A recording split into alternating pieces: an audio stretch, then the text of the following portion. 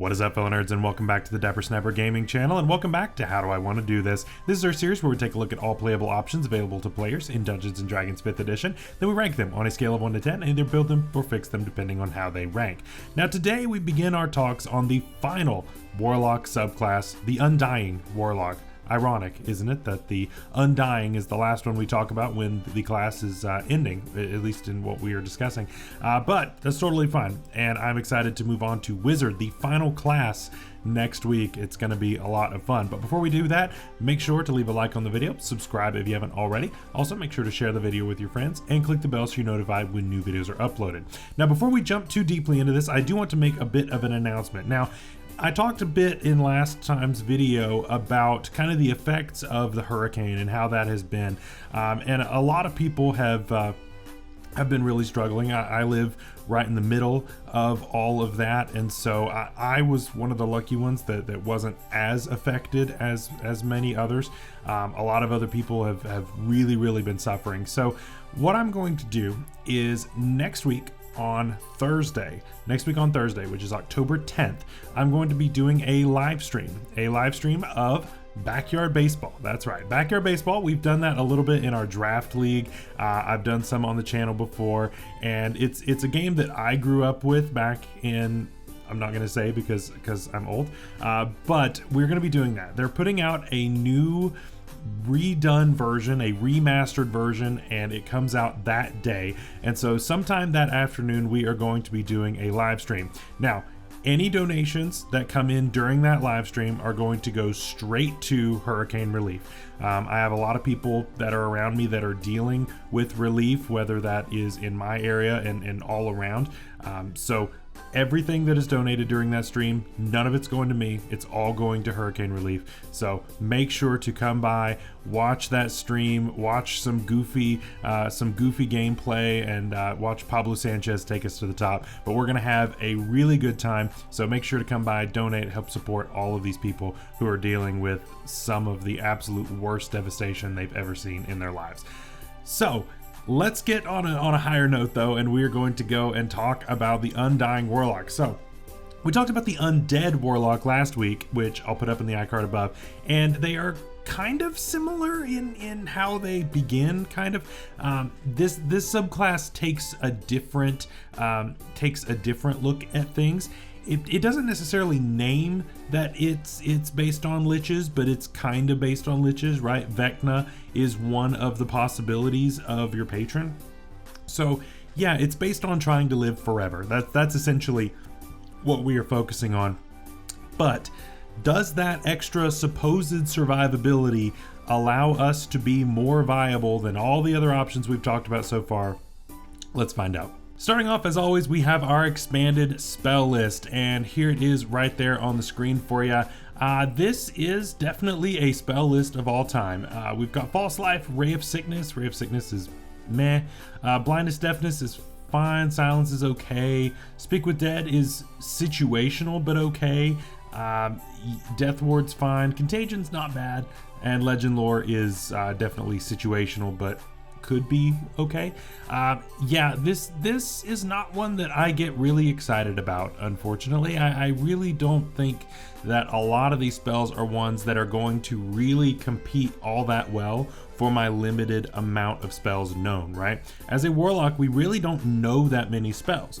We have to only have a certain amount, and if we want something else, we have to forget something, right?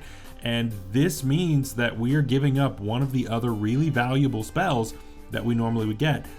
To me, there's just not a lot on this list for me to think about. Speak with Dead is okay to have in the back pocket, but it's still considered situational. Contagion is fine. I don't mind Contagion. But most of these other ones are not ones that I'm really getting excited about and jumping up and down, making sure that I have these.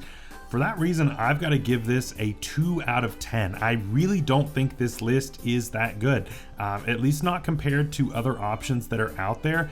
I would choose other things over these pretty much every time. Also at first level, we get Among the Dead, and this gives us a couple of different features. Number one, this allows us to learn the Spare the Dying cantrip, as well as giving us advantage on saving throws against any disease. On top of that, any kind of undead that is trying to harm us has to actually make a wisdom saving throw against our spell saving throw DC. On a failed save, it has to choose a new target or forfeit targeting someone instead of you, potentially wasting the attack or spell. If they do save against this, it is immune to that effect for 24 hours, and an undead is also immune to this for 24 hours if you target it with an attack or harmful spell. So basically we get the Spare the Dying cantrip, and we also get limited Sanctuary, sort of. It's very similar to the Sanctuary spell, which is not necessarily a bad spell, but when I'm looking at other spells that I would rather get, my list is somewhat long.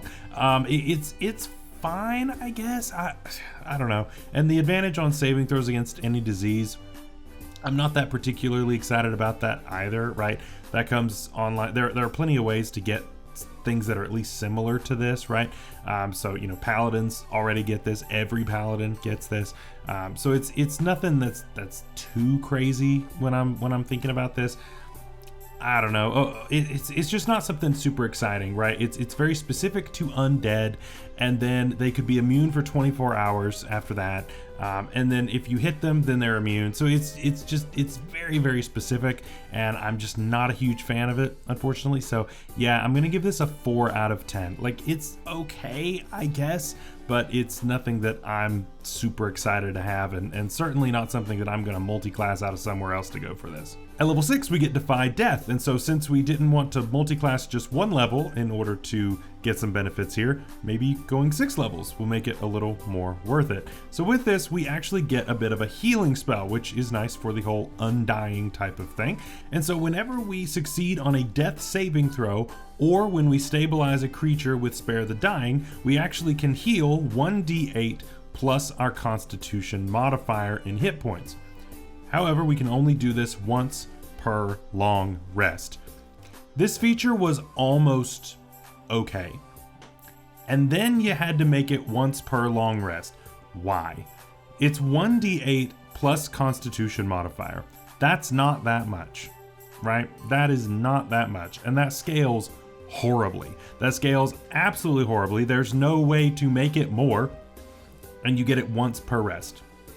The only okay thing about this is just the fact that this will pick you up if you succeed on one death save, and then you don't have to worry about failing any others after that. You don't have to worry about getting to 3 successes, right? But it's once per day. And you could waste it on a Spare the Dying as well. To me, I would just take that restriction off. You can just do it as much as you want and leave the minimal healing, right? Just leave the bad healing on there and then do this, right? Even if it is somewhat spammable, it doesn't matter, because if you're getting back up like this, you're gonna get knocked right back down, right? And you still had to make the save. So to me, I just don't think that it's all that great because of that restriction. I mean, it's fine. It's just so limited. I've got to give this a 5 out of 10. I just don't think I can go any higher than this because of that restriction. And that restriction on top of the super limited healing just makes this terrible. At level 10, we get Undying Nature, and this feels like a ribbon feature, but we'll have to see. So with this, we no longer need to eat, sleep, or breathe, which is fine, although we still have to rest to reduce exhaustion and that kind of thing. And we also age slower. For every 10 years that pass, our body only ages 1 year, and we are immune to being magically aged. Who's this for? I don't see why I'm getting a ribbon feature here at level 10 when I could just be a Warforged and have this at level 1 minus the aging thing. But who cares about the aging thing? This is bad. This is really bad. I'm giving this a 2 out of 10. I'm giving it a 2 out of 10. There's not really a lot to talk about because it's just trash. So yeah, just a bad feature. It's not even good as a ribbon feature. This is something that you can get as a Warforged for free, and you're good. So yeah, I don't care about this.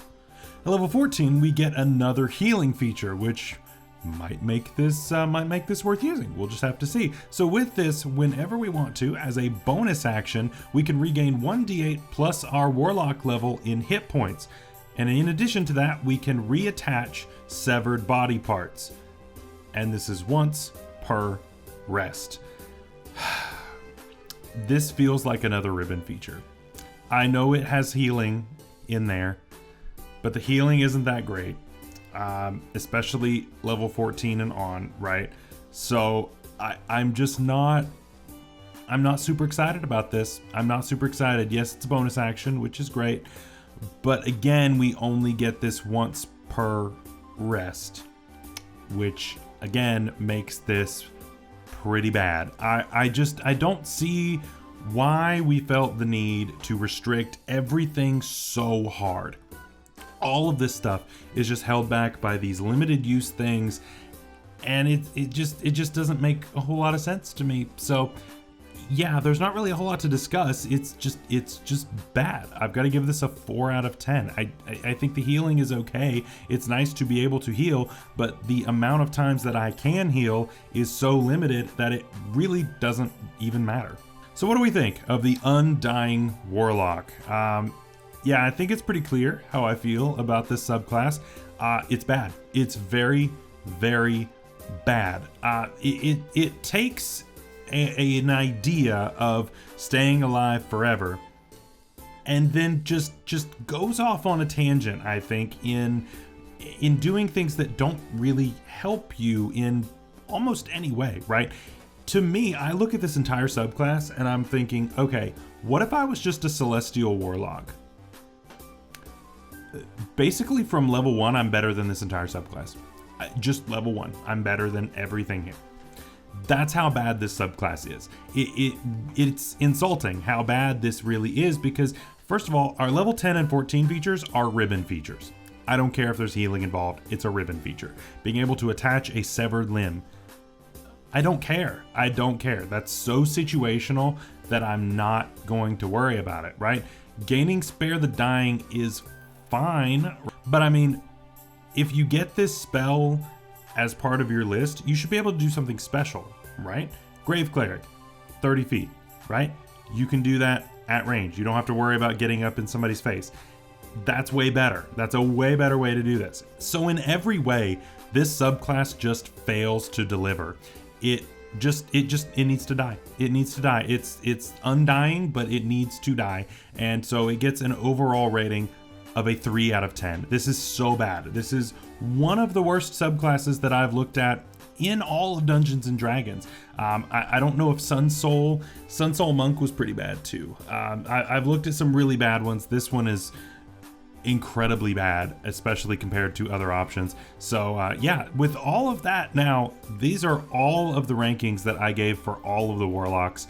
And so I hate that we didn't end off on a high note, but we absolutely did not, and it's all good. So later this week, we are going to be fixing this subclass, and I'm looking forward to doing that, and we will find a way to make this actually usable, and we will go from there. So until then, stay safe out there, stay healthy. We'll see you later. Bye-bye.